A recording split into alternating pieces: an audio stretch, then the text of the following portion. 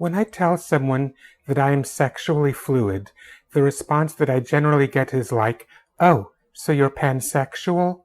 Basically, they hear the term sexually fluid and assume that it is another way of saying pansexual. But the truth is, sexual fluidity and pansexuality are by no means the same thing. In fact, they are totally different things, as I will explain in just a moment.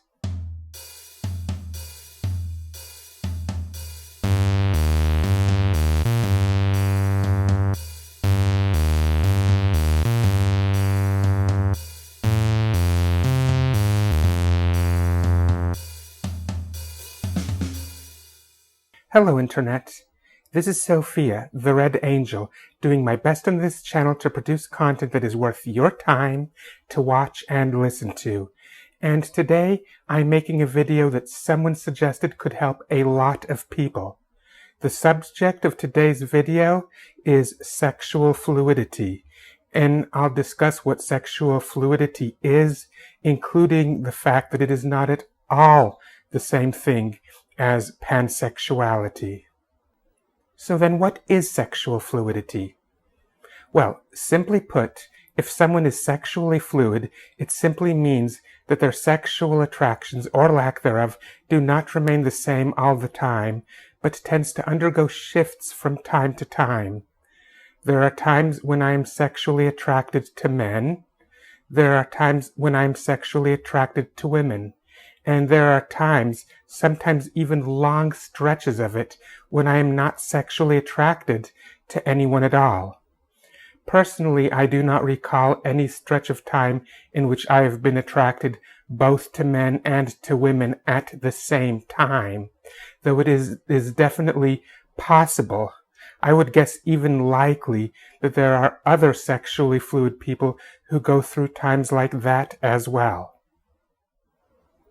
Now, just to get one thing clear, just because my sexuality, or lack thereof, tends to shift does not mean that I can choose my sexuality, so to speak. Yes, it does go through shifts, but these are shifts that I do not control and do not have any reliable way to manipulate. My orientation may change from time to time, but it is no more of my choosing than that of a sexually static person whose sexual attractions or lack thereof are always the same. So, now that you know what sexual fluidity is, it probably is not hard for you to figure out why it is totally not the same thing as pansexuality, i.e., the tendency to be sexually attracted to people without any limitations by their sex and/or gender. Yes, it is possible that some sexually fluid people go through stretches of time in which they are effectively pansexual, but even that does not make pansexuality and sexual fluidity the same thing. So, why do so many people confuse sexual fluidity with pansexuality? My guess is that the reason for this is the complete lack of awareness of sexual fluidity. They hear that term, and the notion of someone's sexuality shifting from time to time is so far from anything that they can conceive that they do not even consider the possibility that that is what the term means. Instead, they try to associate the term with something else that there is more awareness of, and that usually is pansexuality. This is made worse by some writers who have made the sloppy mistake of running with that misconception and using the term sexually fluid when they mean pansexual, such as a 2016 article from Teen Vogue that I found when doing a Google search for sexually fluid characters. They describe sexual fluidity as follows. For people who identify as sexually fluid, attraction and emotion don't necessarily depend on gender identity. All sexual orientations are valid, and they can be endlessly unique.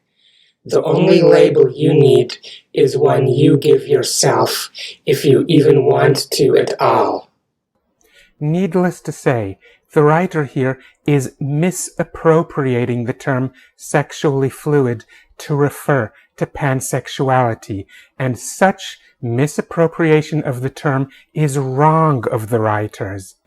Even if they truly are unfamiliar with the proper use of the term sexually fluid, they should know, and as is evident further on in the article, do know that there is already another term out there for what they are referring to, and that term is pansexual.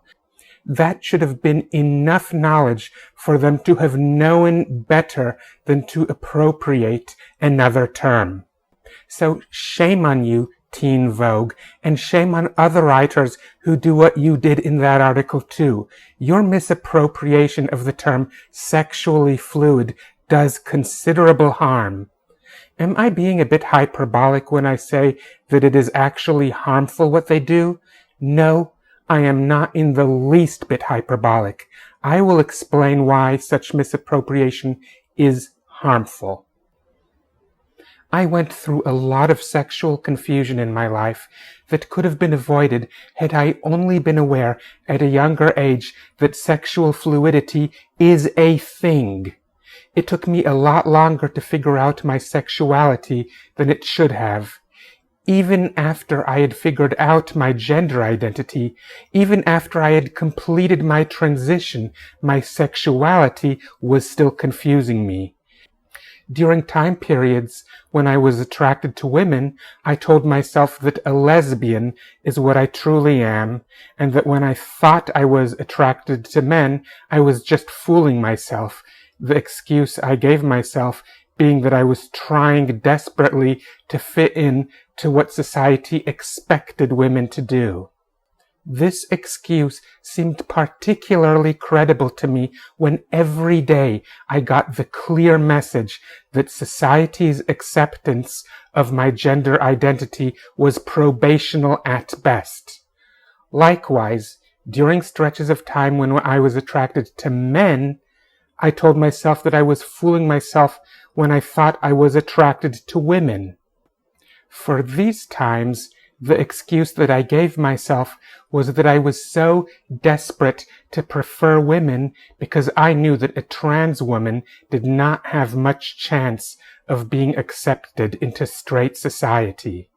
And of course, during stretches of time when I was not sexually attracted to anyone at all, during those times what I told myself was that I am actually asexual, and that all those times that I thought I was either attracted to men or to women, that was really just me fooling myself in order to fit into a hypersexualized, pair-bonding-based society.